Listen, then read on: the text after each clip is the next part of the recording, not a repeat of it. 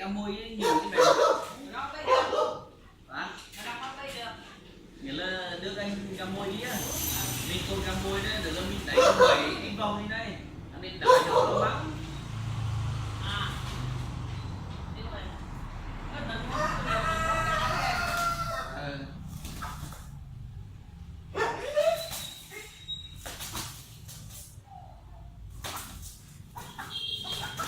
Bên nó trống rồi.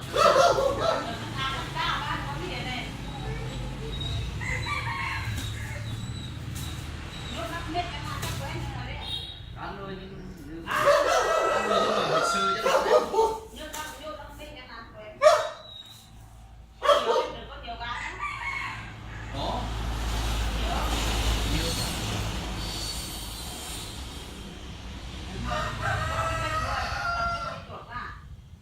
Đã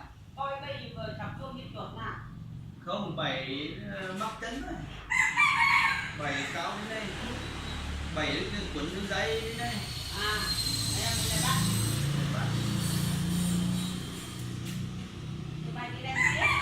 Dạ.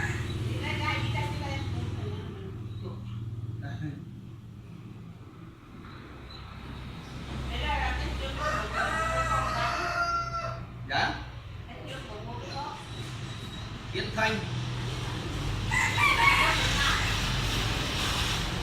gần 80 hơn 80 cây. Đây đấy. Dạ, rừng kéo.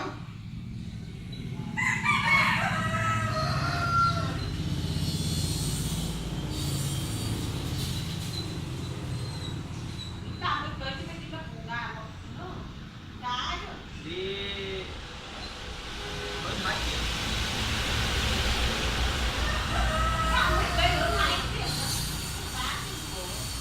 Hơn 2 tiếng.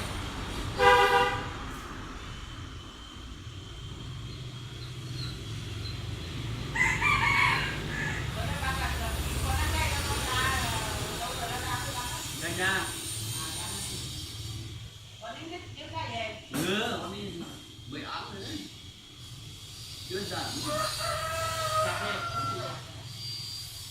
Số 6 mà anh giản nó đẹp bớt rồi này. Số 6 này giản nó lóng chứ nghĩa là không nhổ cái lóng đâu đang đẹp bớt rồi này.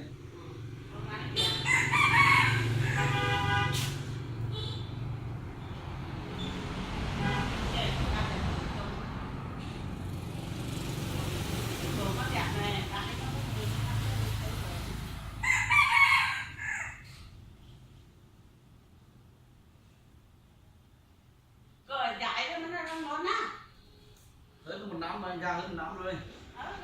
Dạ. Dạ.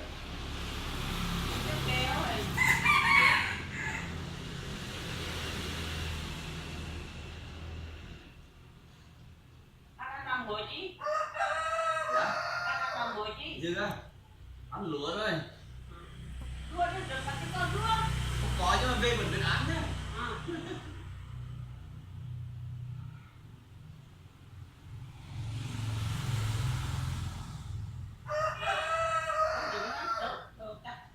Dạ.